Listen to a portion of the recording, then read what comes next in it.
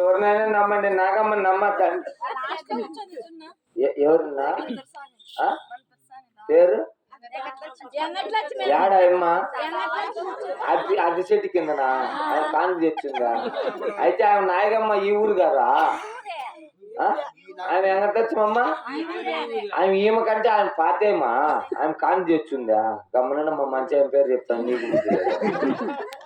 ఎవరినైనా నమ్మ ఏమలక్ష్మమ్మ వెంకటలక్ష్మమ్మని నమ్మద్దు. ఎందుకు చెప్తాను తెలిసిన? ఆ అమ్మాయి కట్టే నా పెన్నానికి లోడ్ ఎత్తుకోండి. నిండు మనిషి అయింది, నిండు మనిషి నొప్పులు ఎత్తుకోండి. మేకల్చర్ నుంచి ఊరికి వచ్చినాక వెంకటలక్ష్ము నా పెన్నానికి నొప్పులు ఎత్తుకుని కాండి బట్టలు చేస్తున్నా పాపాన్ని. నా పెన్నానికి కాను చేసేకి అమ్మ ఈ ఊరు నుంచి మా ఊరికి వచ్చిందక్క. మా ఇంట్లో 2 రోజులు 9 చేలు భీమి దించెత్తింది. మగం అన్ని సన్న భీమే తిని పండ్లన్నీ ఊసిపోయినాయి.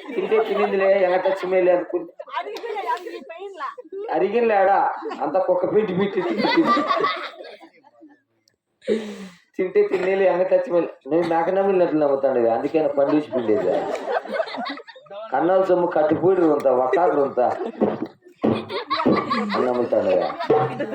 తింటే తినేందులే వెంకటలక్ష్మేలే అనుకున్నా. నా పెనానికి కాని చేసే లోపల వెళ్ళి బంగారు అట్లా మగబెట్టి పుట్టినాడన్న. మగబెట్టి పుట్టింటే వానికి ఎంత పొడుగు పుట్టింది కా బొగ్గిలు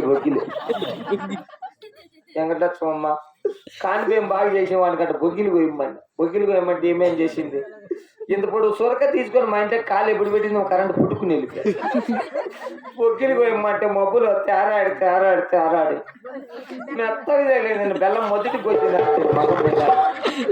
వాడు నొప్పితే అల్లల్లా అని ఏడుతుంటే ముందు పెట్టిమ్మంటే ఒక్క తీసిలేక చేయి పెట్టింది, సొన్నం పెట్టింది, పొట్టింతలో పట్టబడింది. ఎవరన్నా ఉంది వాడు స్పీడ్ బ్రేకర్ కాదు ఇచ్చి ఈ రకంలో ఉన్నాడు. ఎవరినైనా నమ్ము తిని నీ మగం జల్లు కారిపోతా చూసుకో.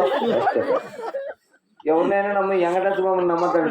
తొలి పండుగనే ఉండదు లైట్ గా. ఏమి తెల్లగా ఉన్నాయి తల్లి. ఏం పుట్టి పుట్టాను అంత సౌందర్య పుట్టినావు. పండ్లు మాత్రం ఎక్కడ మల్లె పూలు ఎక్కడ ఇంట్లో కానీ.